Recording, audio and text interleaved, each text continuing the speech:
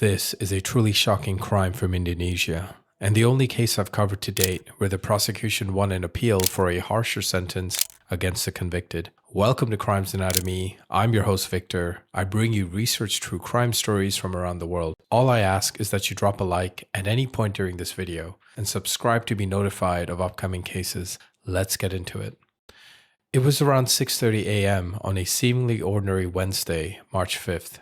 The Biranda toll road in Jakarta, Indonesia, buzzed with the early morning rush. Among the commuters were two professional crane operators, Diden and Sarwoko, driving towards Pondok Indah. As they navigated the bustling road, Diden's eye caught something unusual, a shape lying between the asphalt and the grass.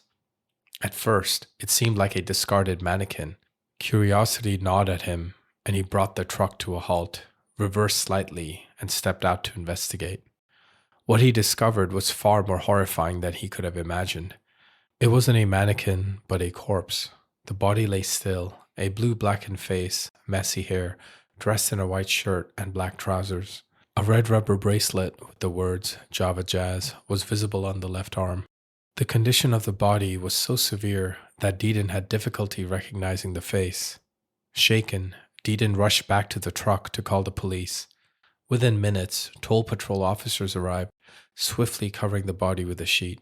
Moments later, the police appeared on the scene. The face was blue, barely recognizable, and swarming with flies. Yet oddly, there was no strong odor. The immediate suspicion was grim. The victim had likely been gagged before being discarded on the toll road. The body was quickly transported to the hospital for an autopsy and identification. Thanks to the fingerprints and the distinctive bracelet, the victim was swiftly identified. She was Ade Sara Angelina Ceruto, just 19 years old.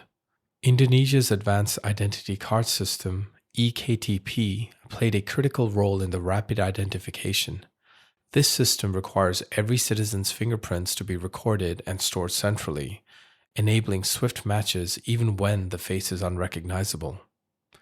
The red rubber bracelet provided a clue to her recent past. It was from a local jazz festival she had attended just days before. This was confirmed soon after her identification. The details of the victim were reported to the Bekasi City Police, who had her residential address in Rawamangun, East Jakarta. Ade Sara was a bright second semester student at the Bunda Mulia College, majoring in psychology. She had a passion for learning German and regularly attended evening classes at the Goethe Institute of Jakarta.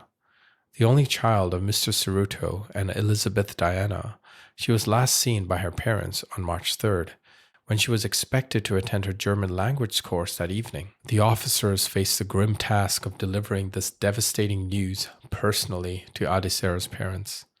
The autopsy had revealed a harrowing truth. Her body bore numerous wounds caused by blunt force trauma inflicted over a period leading up to her death. Ultimately, she had suffocated. It was a clear indication of murder. The day before Ade Sara was last seen by her parents, on March 2nd, she had attended the Java Jazz Festival, enjoying the event like any other college student. She tweeted online about the event, unaware of the dark fate that awaited her after. Her father was absolutely stunned by the news, bewildered by the fact that he had just reported her missing the day officers showed up at their doorstep with the grim news of her fate. On Monday, March 3rd, 2014, Ade Sara said goodbye to her father, Ceruto, who drove her to Klender Station so she could take the train to campus. She planned to attend her German class at the Goethe Institute at 6:30 p.m. This was the last time her parents saw her alive. Some sources suggest that Ade Sara mentioned she would stay over at a friend's place that night. The next day, March 4th, her father initially thought there might be a problem with her cell phone, perhaps a dead battery.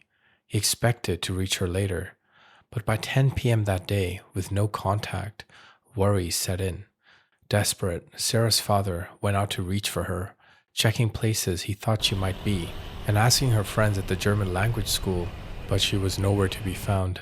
The family filed a missing persons report the next day. When Sarah's parents were brought to identify her body, they were unable to recognize her due to the condition it was in. Her face was entirely blackened, and her body was covered in wounds. The grief-stricken family were left with more questions than answers. What had happened to Ade Sara in those final hours? And who was responsible for this brutal act? It turned out that Sarah never showed up to her German class on March 3rd. Nadia Amanda Pertami, her 22-year-old German language tutor, grew worried as Sarah was never late to class. By 8 p.m., Nadia had tried calling her twice, but there was no answer. Detectives began questioning Ade Sara's friends, uncovering a crucial lead. Ade Sara had messaged a friend, mentioning plans to meet a girl, Asifa, in the Gondangdia train station. Asifa, 18 years old, had reached out to Ade Sara, seeking advice and guidance on registering for German lessons. Asifa was dating her ex-boyfriend, Hafid, whom Ade Sara was trying to avoid. Ade Sara and her ex-boyfriend Hafid had a complicated past. Both 19 years old, they had attended the same high school and dated for about a year. Their relationship ended when Hafid cheated on her and refused to admit it. After the breakup, Hafid wanted to reconcile, but Ade Sara was resolute in her decision to move on. According to Ade Sara's mother, Elizabeth, Hafid seemed polite, kind, caring, and very romantic, hailing from a well-off background. His father was a doctor. She was aware that Ade Sara broke up with Hafid because he cheated. When the police questioned Ade Sara's German tutor, Nadia, Ade Sara had confided in her about how bad their breakup was and the resulting aftermath, describing Hafid as jealous and possessive. Throughout the relationship, he was seemingly outwardly loving but extremely controlling. Perhaps the cheating was the final straw, and the breakup was a much-needed relief from his control that she needed. She wanted to cut off all connections and ties with him, and had even deleted all their photos together from her cell phone. She wanted to move on. And as you'll see, Hafid's pursuit to reacquire her could only be described as harassment. Also, the differences in their religious backgrounds added to Sarah's resolve to end the relationship. Yet, Hafid continued to bother her on social media, even going as far as hiring someone to hack into her accounts. Despite his current relationship with Asifa, Hafid still contacted Sarah, a fact known to Asifa. After the planned meeting on March 3rd, no one heard from Ade Sara again. Her friend from German class, Adi, also raised the alarm by posting a photo of her on Twitter the next day with the message, "Missing, last seen at Gondangdia station, March 3rd, afternoon." With these revelations, the police wanted to look into her ex-boyfriend, Ahmed Imam al-Hafid, or Hafid. They believed that somehow his obsession with her and the fact that his current girlfriend had contacted Ade Sara to meet on the very day she was last seen was more than just a coincidence. On March 5th, investigators returned to Kipto Mangan Hospital in Salimba, central Jakarta, to collect the results of Ade Sara's postmortem. They also sought more information from Sarah's friends, who were gathered at the hospital, mourning the loss of their beloved friend. Sarah's friends described her as a kind, humorous, and friendly person. The atmosphere was heavy with grief and disbelief. The autopsy revealed the horrifying details of her final moments. When Sarah was found, there were bruises on her hands, neck, and feet. Her face was blue, almost unrecognizable, and her mouth was stuffed with newspapers. The cause of her death was suffocation due to a piece of newspaper lodged in her throat. The numerous bruises indicated she had been beaten with a blunt object, suggested she endured abuse hours before her death. Among those mourning at the hospital were Hafid and Asifa. They appeared shocked and expressed their condolences, even taking to social media to curse the person responsible for Sarah's demise. Hafid looked particularly upset and distraught, blending in with the grieving friends. The police questioned Hafid and noted that he did not have a strong alibi on the night Ade Sara disappeared. Some sources say the police noticed a bite mark on his hand. The police arrested Hafid the next day, March 6th. Hafid, who was apprehended at 4 p.m. at RSCM Central Jakarta while he was mourning the victim. It did not take long for Hafid to confess during questioning. He told the police the involvement of his girlfriend, Asifa, and she was arrested an hour later at Kalbas University in Pulamas, East Jakarta. The police observed that during questioning, neither suspect showed any remorse. In fact, they even laughed at times, displaying a chilling indifference to the gravity of their crimes. They admitted that Sara was killed inside a small Kia Visto car along the South Jakarta to East Jakarta route over what was hours of torture and beatings. The following sequence of events pierced together the journey of Hafid, Asifa, and their victim, revealing a dark and twisted path that led to Sara's untimely demise.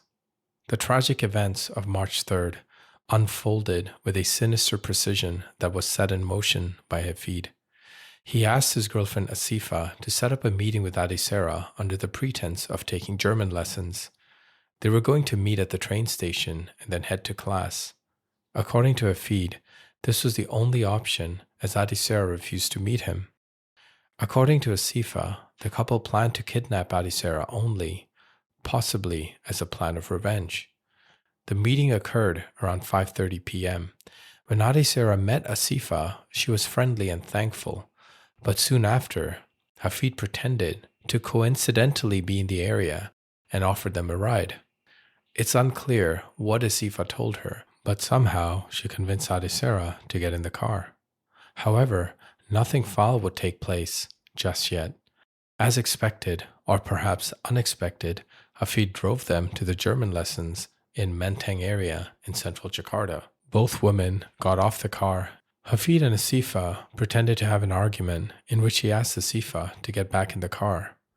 Asifa, visibly upset, pleaded with Aunt Sarah to not let her get back into the vehicle alone. It's unclear what words were exchanged here or why Ade Sara got back in the car. Perhaps she felt she had personal experience of what Asifa was going through due to her own involvement and experience with Hafid, and was moved by the sight of both of them fighting. Once inside, though, the trap was sprung and the situation turned violent. The two of them started to assault Ade Sara. Worried she might run off, Asifa admitted to having the brilliant plan of asking her to remove her clothes. The shame of being naked in a conservative society would keep her inside the car. She was going to undress Ade Sara herself, but she resisted and chose to undress herself instead. Around 7 p.m., the abuse escalated. Hafid kicked Sara in the neck, hit her, and delivered electric shocks with a stun gun, tasering her at least 3 times. Asifa joined in, hitting Ade Sara with her shoes. To silence her screams, Asifa stuffed Ade Sara's mouth with newspaper. According to their confession, the assault eventually caused Ade Sara to pass out.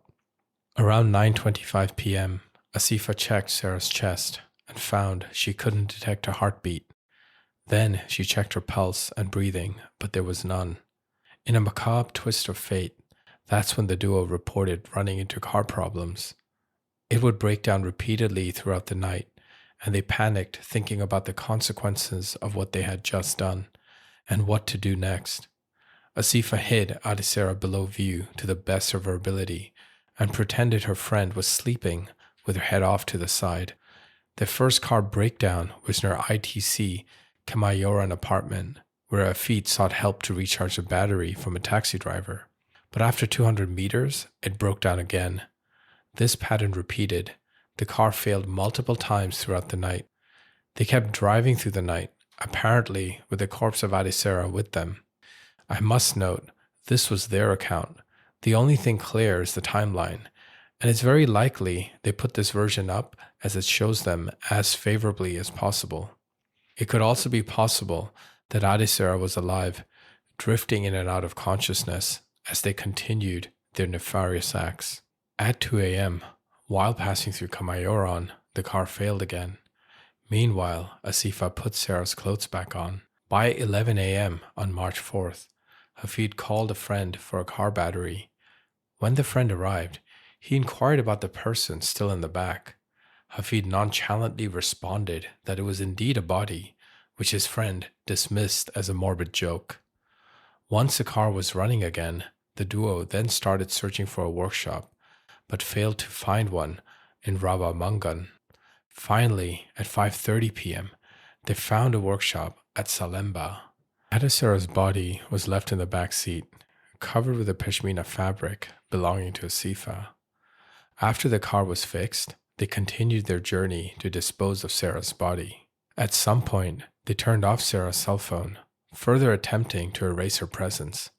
At 9 p.m., they entered the West Bekasi-Bintara toll road, arriving at kilometer 49 towards Sikunir. They unceremoniously dumped Sarah's body on the side of the toll road. Afterwards, they drove towards Jataisi, Bekasi, disposing of various items along the way: tissues, newspapers, and Sarah's wallet. They exited the Jor toll road in Jataisi and re-entered, finally stopping at Indomaret in Pulau Gabang to clean up and discard the remaining evidence. They threw away Sarah's shoes and bag before returning to their respective homes. Even by Asifa's accounts, Sarah's body had been in the car for 21 hours by the time it was dumped. The head of Criminal Investigation Unit for the Bekasi City Police, Kompol Nuridi Irwansyah, described these chilling sequence of events that led to the young woman's tragic end and discovery the day after. In the aftermath of the gruesome murder, Hafid didn't forget to clean up Ade Sara's belongings. Not only did he dispose of her wallet and bag, but he also sold her cell phone at a shopping mall for 4 million Indonesian rupiah, or around $245. This was confirmed by the head of Public Relations Subdivision of the Bekasi City Police, AKP Siswo, who revealed that Hafid sought advice from a friend before selling the phone. Meanwhile, Alge and Galang, two of Hafid's friends, were also questioned by the police, who were studying at the same university. They were witnesses who had allegedly seen Ade Sara's body in Hafid's Kia Visto. As the investigation continued, crucial evidence was uncovered: scraps of newspaper, the victim's high school card, her ID card, student ID card, a bank savings book, ATM card, and a stun gun were found in a ditch in front of Hafid's house. His car, a Kia Visto, was also seized. Head of Public Relations of Polda Metro, Jaya Kombes Rikwanto, confirmed the police confiscated the Kia Visto, license plate B8238JO, a pair of women's shoes belonging to the suspect used to beat the victim, and other crucial evidence. The car was a silent witness to the brutality that was inflicted upon Ade Sara. What was the motive behind this crime? According to the police, Hafid's motivation stemmed from frustration that Ade Sara refused to communicate with him after the breakup. He couldn't accept that she wanted to move on, and that he grew more frustrated by the day she didn't want him back. He wanted to teach her a lesson and expose her to his pain. Asifa, on the other hand, feared abandonment. According to her, she felt threatened that Hafid might return to Ade Sara. At several occasions, she also claimed to be a victim, but more on that later. I must note, is it no surprise that she was the one who came up with the idea to humiliate Ade Sara and remove her clothes, and she stuffed newspaper down Ade Sara's mouth, which was the leading cause of her death through suffocation. Despite their claims that the initial intention was merely to kidnap Ade Sara, the presence of a stun gun and the beatings they inflicted over a prolonged period of time indicated otherwise. How they didn't seek help for hours, and even went on to sell her phone, throw away her belongings, and just dump her on the side of the road as trash was extremely cruel. Ade Sara was described to be beautiful like her mom, but her decomposing body, when found, was not even recognizable by her own father. Such was the cruelty of their crime. In the case of Hafid and Asifa, their intention might not have been to cause the death of Ade Sara, but rather to humiliate her.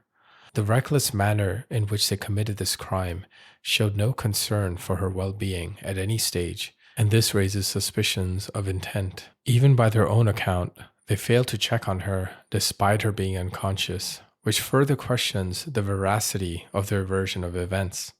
During the course of the trial, Hafid and Asifa ended their relationship and were noticeably seated separately. Asifa presented herself as an unwilling participant, asserting that she complied out of fear of the repercussions of defying Hafid. However, this narrative was largely in contradiction with their initial confession to the police. Both were charged under Article 340 of the Criminal Code for premeditated murder. In a trial held on December 9th, 2014, Hafid and Asifa were sentenced to 20 years in prison. Asifa, in her defense, insisted, quote, "I never had any intention at all, let alone plan to kill the victim. I never prepared the tools that would be used to kill the victim." Her words quoted from the cassation file reflected a desperate attempt to shift the blame. Asifa continued, quote, "In fact, I never thought or imagined that the newspapers, whose intention was only to stuff the victim's mouth so she wouldn't scream, had actually caused Ade Sara to die." She claimed that the dominant person in torturing Ade Sara was Hafid, who had electrocuted her multiple times. Asifa admitted only to slapping Ade Sara and other minor actions. "It was not my intention, but because of Hafid's orders," Asifa stated. "In a cornered condition in a locked car, under pressure from Hafid, I was afraid and confused about what to do." Her voice quivered as she described the fear and panic that had overtaken her. Asifa painted a picture of terror, saying, quote, "Seeing Hafid carried out this abuse, I just kept quiet and was afraid to see what he was doing. In a panicked state of unstable mind, I just followed what Hafid ordered, because I was afraid it would happen to me." Considering Hafid's temperamental and angry nature, her testimony portrayed a young woman overcome by fear and manipulated into compliance. The dark saga surrounding Ade Sara's murder did not end with the trial. Asifa's neighbors recounted unsettling scenes that painted a different picture of her relationship with Hafid. Quote, "Asifa was seen being slapped in the alley at night. The family doesn't know," said Genu, a neighbor. Genu expresses bewilderment over why Asifa's family continued to welcome Hafid, even boasting about him. Quote, "I still remember," Asifa's mother said, "Asifa's boyfriend is caring, likes love." The courtroom drama reached its climax following the reading of the verdict. Asifa Ramadani reportedly fainted as she was led out of the courtroom. On July 9th, 2015, the Supreme Court granted the prosecutor's appeal, increasing the sentences for both Hafid and Asifa to life imprisonment.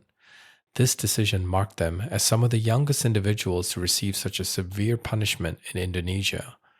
The court remarked how Ade Sara was an only child, and the irreplaceable lifelong loss and grief this had caused her parents, whose lineage ended with her demise, is cruelty that must be recognized. It's likely these are important factors in the Indonesian culture and courts. Dear listeners, what do you think? Was Ade Sara's murder premeditated?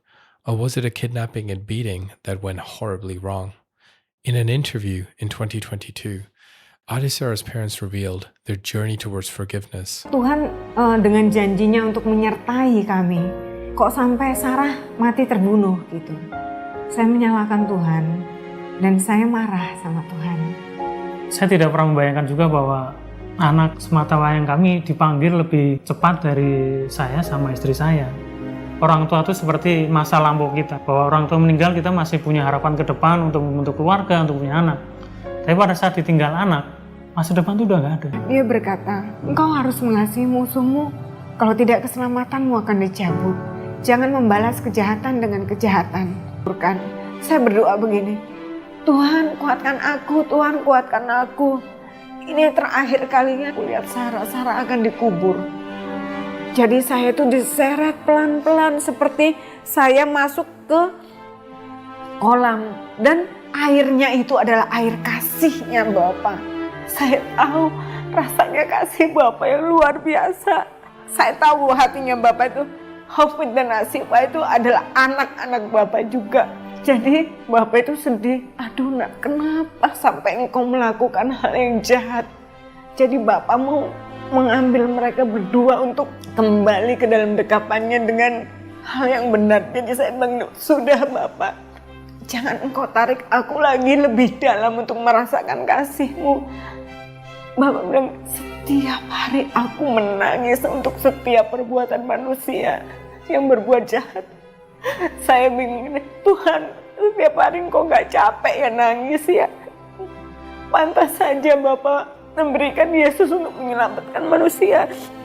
Karena saya tahu luar biasa. Saya bilang, Bapak sudah, jangan engkau tarik aku lebih dalam lagi. Aku ini mamanya Sara, aku gak pengen orang anggap aku edan, saya bilang begitu.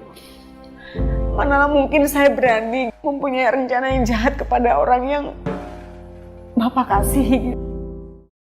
This case caused massive public outcry all over Indonesia. The fact that the perpetrators were a teenage couple raised a discussion regarding youth violence. Looking at the couple's social profile, Asifa seemed like just another normal youngster, whereas Hafid had shown cyberbullying towards Ade Sara after the breakup via Twitter and hacking. Youth violence, characterized by aggressive acts like physical harm or even death, is alarmingly common around the world. For instance, in the USA, homicide is the third leading cause of death amongst 15 to 19-year-olds. Friends and family continue to speak fondly of Ade Sara, mentioning how due to her kind, humorous, and friendly nature, she was willing to help anyone in need, something Hafid was aware of and used it against her to set a deadly trap. Ade Sara Angelina Saruto, may you rest in peace.